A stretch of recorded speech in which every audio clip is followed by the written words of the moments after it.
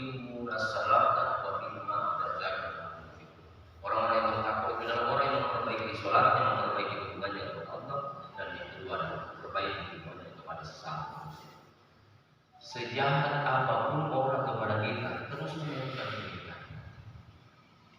Seburuk apapun orang melakukan kepada kita, maka lakukanlah kebaikan. Memang berat ini melakukan kebaikan ketika orang berbuat jahat kepada kita. Ya selalu dikirakan biar begitu saja. Selalu mau membalas dengan kejahatan. Padahal sekecil apapun kebaikan-kebaikan yang kita lakukan, meskipun orang berbuat jahat kepada kita, maka suatu saat Allah akan memberikan balasan kepada kita. Maka berharaplah dan selalu mau jadi terbaik. Cukuplah Allah menilai kebaikan kita dan cukuplah Allah membalas kebaikan kita. Kita selalu mau berpikir untuk menjadi lebih baik. Memang menjadi lebih baik, lebih bagus, tapi cukup Allah yang menilai kebaikan. Maka hadirin sidang jamaah yang dimuliakan Allah Subhanahu wa taala, saudara-saudaraku, komunitas Bujur Suku teruslah berbuat kebaikan yang diberikan balaslah dengan kebaikan. Memang berat sekali itu. Maka sebagai gambaran, dan ini merupakan penghulu dari ceramah subuh ini, sebuah kisah yang sangat sederhana sekali. Ada seorang pemuda, ini menggambarkan kepada kita untuk belajar berbuat baik meskipun orang berbuat jahat kepada kita. Seorang pemuda yang rajin sholat, yang mulai kemudian pekerjaannya adalah bertemu dengan seekor ular. Kemudian ini sang ular ini berkata kepada pemuda ini, "Wahai Muhammad," kalau begitu namanya, "Wahai Muhammad, tolong saya." Kemudian sang pemuda ini berkata, "Apa yang bisa saya bantukan?" Kata sang ular ini, bahwa saya dikejar oleh musuh dan saya sudah terancam akan mati. Apa yang bisa saya bantukan? Kamu dari umatnya siapa? Kemudian saya umatnya Nabi Muhammad SAW. Ada orang yang menggunakan parang yang ini membunuh.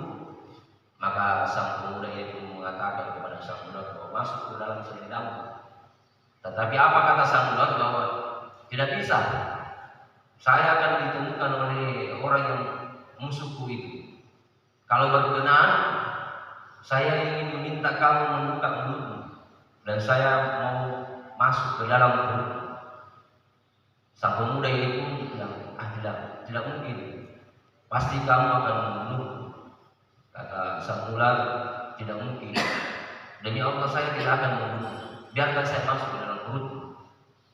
Dan sang pemuda ini pun yakin dengan janjinya sang ular dan dimasukkan dan membuka mulutnya. Dan sang ular ini pun masuk ke dalam mulut dan masuk bersembunyi di dalam mulut. Dan pemuda ini pun berjalan. Tidak lama kemudian bertemulah dengan orang yang dikatakan oleh sang ular ini, bertemu dengan musuhnya di sang ular, orang yang membawa parang. "Wahai pemuda, wahai Muhammad, apakah kamu menemukan seekor ular? Siapa itu yang kamu maksud bahwa seekor ular? Dia musuhku," kata orang yang membawa parang. Maka sang pemuda itu mengatakan bahwa saya tidak pernah bertemu dengan ular itu. Dengan berpikir bahwa saya telah berdosa karena saya tahu ini gimana ini kan. Beristighfarlah ini sebanyak 100 kali. Tahu bahwa saya, kata pemuda ini, saya berbohong. Saya tahu ini gimana ini ular saya sendiri. Dan setelah mengatakan demikian dan orang yang membawa parang itu percaya bahwa tidak bersama dengan ular itu, pemuda ini pun berjalan lama, berjalan dan merasa aman. Sang ular pun mengeluarkan kepalanya. "Di mana musuh? Kamu sudah aman, sekarang kamu boleh keluar." Tetapi apa kata sang ular? Bahwa hanya 2 pilihannya. Saya masuk ke dalam perutmu, makan limpah, terpisah dari jasadmu. Wah, ini tidak benar, tidak sesuai dengan perjanjian tadi bahwa kamu tidak akan membunuh. Kata sang ular, bagaimana kamu bisa percaya dengan ular semacam saya? Maka sang pemuda ini pun berkata kepada sang ular, berikan kesempatan, saya mau berjalan di atas bukit dengan harapan ini bahwa siapa tahu berubah pikiran di ular. Biarkan saya berjalan di atas bukit, nanti di atas bukit kau bunuh saya. Dan sang pemuda ini pun berjalan sambil mengulur waktu. Siapa tahu ini ular ini bisa berubah pikiran. Akhirnya naiklah ke atas bukit dan berdoa kepada Allah, ya Latif, ya Allah ya Latif, selamatkan saya ya Allah dari musuh saya ini. Setelah berdoa, Daud dan mengatakan kepada sang pemuda ini, apa yang terjadi dengan wahai Muhammad? Kemudian pemuda ini mengatakan bahwa saya sedang bersama dengan musuhku. Tolong selamatkan saya.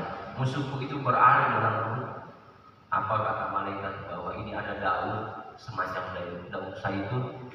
Kamu makan dan mengucapkan Bismillahirrahmanirrahim, la yadurruhu ma'asmihi syai'un fil ardi wa la fis samai wa huwas samiul alim. Ternyata ini malaikat diutus oleh Allah mengabulkan doanya kepada. Jadi ini ada doa yang diajarkan sekaligus diajarkan kepada kita. Ketika kita mau makan sesuatu yang mungkin di pikiran tak beracun atau berbahaya untuk kita baca, insya Allah semua akan menjadi obat bagi kita. Kalau kita rekon pada matahari kolesterol, macam apa? Insya Allah itu dialai Pak. Bismillahirrahmanirrahim. La yadurru ma ismihi syai'un fil ardi wa la fis samai wa huwas samiul alim. Maka air yang beracun, makanan yang beracun akan hilang semua.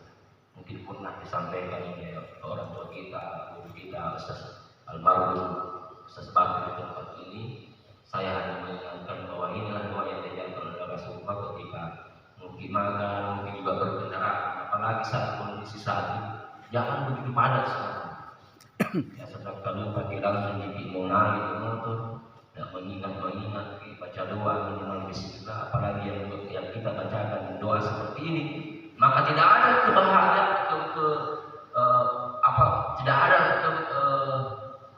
tidak ada bahaya di dunia nanti. Lebih lagi tidak ada ini doa yang diajarkan. Setelah membaca doa ini, apa yang terjadi pada pemuda ini? Ular yang berada di dalam perutnya ini sang pemuda ini keluar hancur berkeping. Maka sekali lagi saudara-saudaraku subuh, teman-teman yang sepanjang subuh, amalkan doa ini. Apapun itu mungkin makan, mungkin kendaraan, apalagi ini pada sekali kendaraan sekarang. Orang serba terburu-buru semua. Di sini di depan di kemarin sudah berapa kali terjadi kecelakaan.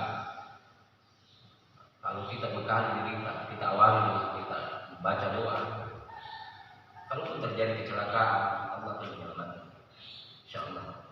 Maka harus kita berbuat kebaikan. Apa yang kita petik dari hikmah dan cerita yang saya sampaikan tadi, bahwa meskipun orang berpikir jahat, teruslah balas dengan kebaikan. Memang berat untuk membalas kejahatan itu dengan kebaikan. Tapi in ahsantum li anfusikum wa in asatum falaha. Kebaikan yang kamu lakukan kata Allah, maka kebaikan itu untuk dirimu sendiri. Tapi kejahatan yang kamu lakukan, kejahatan itu untuk dirimu sendiri. Ini selalu tidak usah sediswandi. Kalau menceramah surah Isra ayat ke-7 terus diperbuat kebaikan. Cukup Allah membalas kebaikan, karena sebaik-baik balasan adalah balasannya Allah. Maka tidak salah kamu selalu mau menjadi terbaik, tetapi jangan kita menganggap diri kita yang terbaik. Selalu mengatakan bahwa begitu tuh nyipada melakukan itu. Jangan kita berhenti terus berbuat kebaikan, karena memang orang yang membuat kebaikan itu adalah yang terbaik. Tapi cukuplah Allah yang menilainya dan cukuplah Allah yang membalas kebaikan itu. Tak perlu kita bahwa saya paling terbaik, karena ketika kita itu katakan seperti itu selalu dimana tren orang lain ketika melakukan kebaikan. Sekecil apapun kebaikan akan dibalas oleh Allah. Demikian yang bisa kami sampaikan pada subuh hari ini. Semoga memberikan motivasi, inspirasi bagi kita semua, dan semoga kita bisa amalkan dalam kehidupan kita sehari-hari. Kurangnya mohon maaf.